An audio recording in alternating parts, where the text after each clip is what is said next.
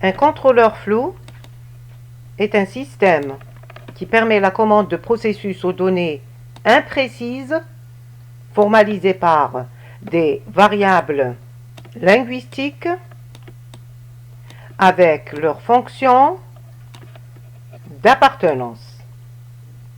Il est constitué d'une base de connaissances, d'un moteur d'inférence flou, d'un module de fuzzification et d'un module de défuzzification. La réalisation d'un contrôleur flou passe par les étapes suivantes. Première étape, la définition des entrées-sorties du contrôleur. La deuxième étape est la fuzzification. La troisième étape est la définition de la base de règles floue. La quatrième étape, c'est l'inférence sur les règles activées selon une méthode choisie, par exemple la méthode Mamdani ou Sugeno. Et la dernière étape, c'est la défuzzification selon une méthode, par exemple la méthode du centre de gravité ou la moyenne des maximums. Voici un exemple d'exercice de réalisation d'un contrôleur flou sur l'ajustement d'une vanne dans une usine de fonderie. Il s'agit de régler un paramètre U servant au débit d'une vanne entre un réceptacle contenant du métal en fusion et un deuxième bassin dont le niveau est mesuré par la hauteur H, ce dernier se déversant dans un moule. Le paramètre qualifiant H est défini dans l'intervalle 75-85. Le paramètre caractérisant DH est défini entre moins 0,9 et 1,2 cm par seconde.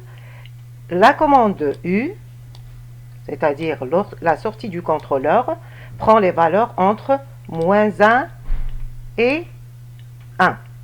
Les règles floues sont comme suit. Si H petit et DH très négatif, alors la sortie U est O. Si H petit et DH positif, alors la sortie U est O.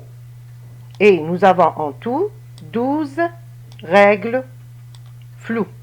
La question est spécifier les différentes étapes de la conception d'un contrôleur flou, appliquer chaque étape au problème donné en précisant les connaissances utilisées, quelle est la spécificité de la matrice d'inférence, simuler le fonctionnement du contrôleur avec les paramètres d'entrée suivants, H égale 81,5 et DH 0,1. Pour la première question, petit a, les étapes de conception d'un contrôleur flou sont 5 étapes, comme cité précédemment. On commence maintenant à la réalisation du contrôleur selon la deuxième question.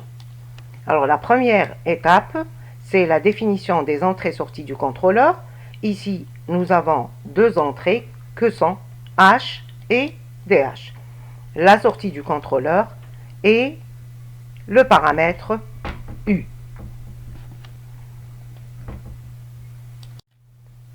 La deuxième étape est la fuzzification qui consiste en la représentation des entrées-sorties du contrôleur par leurs variables linguistiques et leurs fonctions d'appartenance.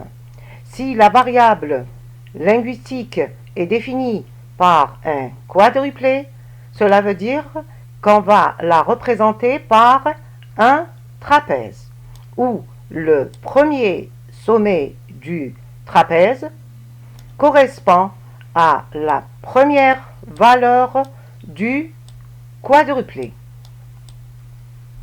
Le deuxième sommet du trapèze correspond à la deuxième valeur du quadruplé. La troisième, ou plutôt le troisième sommet à la troisième valeur et le quatrième sommet à la quatrième valeur. Pour l'entrée DH, elle est définie par une fonction d'appartenance triangulaire où la première valeur du triplet correspond au premier sommet, la deuxième au deuxième sommet et la troisième au troisième sommet du triangle. La troisième étape consiste en la définition de l'ensemble des règles floues. Ici, on compte 12 règles qu'on peut représenter sous forme de matrice et qu'on peut lire ainsi. Si H petit et DH très négatif, alors la sortie U est O. Si H est moyen et DH négatif, alors la sortie U est O. Ici, nous avons numéroté les règles de 1 jusqu'à 12. Et on remarque que cette table ou cette matrice est complètement informée. Et donc, on peut conclure que l'expert a une large connaissance du problème. On passe maintenant à la quatrième étape qui est l'inférence sur les règles activables par les valeurs des entrées données dans l'énoncé. On commence par la première entrée qui est H et on projette la valeur donnée qui est 81,5 sur les courbes des fonctions d'appartenance et on obtient par projection le degré d'appartenance de cette valeur qui est 0,5 au sous-ensemble O. Et cette valeur a un degré d'appartenance au sous-ensemble moyen avec un degré de 0,75.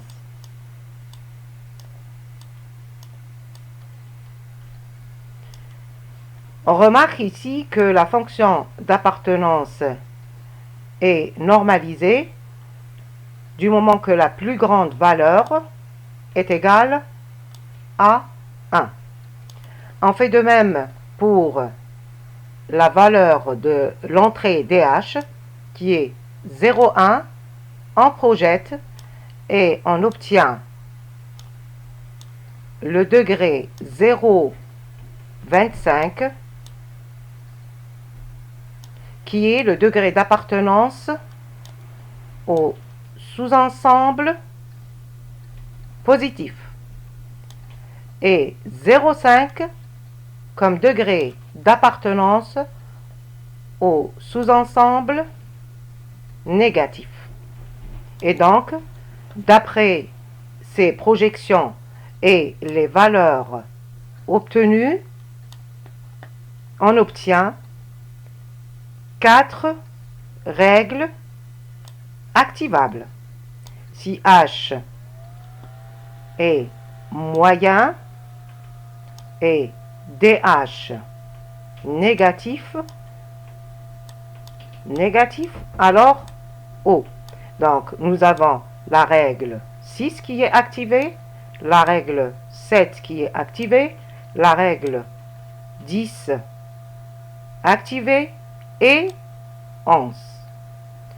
On réécrit nos règles avec les degrés d'appartenance obtenus par projection.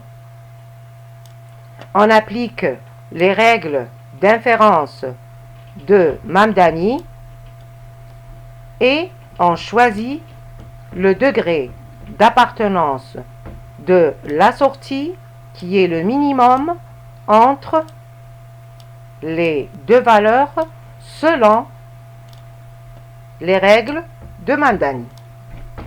Pour les trois règles R7, R10, R11, elles ont la même sortie et dans ce cas-là, on choisit le maximum du degré d'appartenance entre les trois. On passe maintenant à la défeusification en exploitant les résultats obtenus lors de l'étape d'inférence. Et nous avons obtenu que la sortie appartient au sous-ensemble O avec un degré de 0,5. Donc, on représente cette aire-là. Et appartient au sous-ensemble bas avec un degré de 0,5. Donc ici, on représente ceci par cette aire-là. Ensuite, on applique pour la défeusification la méthode du centre de gravité en utilisant cette formule qui consiste en la division de l'espace en des aires plus petites, par exemple avec une largeur de 0,1 chacune, et à chaque fois on calcule l'abscisse x correspondant à la valeur de la sortie multipliée par son degré d'appartenance. Et on obtient ici, par exemple, 0,1, par exemple ici, moins 0,9, ici, moins 0,9, multiplié par son degré d'appartenance, qui est ici, par exemple, 0,1, 0,9 ici, par exemple, et son degré 0,1. Et on fait de même pour toutes les petites surfaces ou aires divisées par la somme de toutes ou tous les degrés d'appartenance. Et on obtient comme sortie du contrôleur U égale 0,05345. Et en implémentant cet exemple sous la Fuzzy Toolbox de MATLAB, on obtient, après avoir entré les fonctions d'appartenance des entrées de la sortie ainsi que les règles d'inférence, on obtient comme résultat, qui est le centre de gravité égal à 0,0444 pour les valeurs H égale 81,5 et DH égale 0,1, ce qui se rapproche du résultat obtenu précédemment.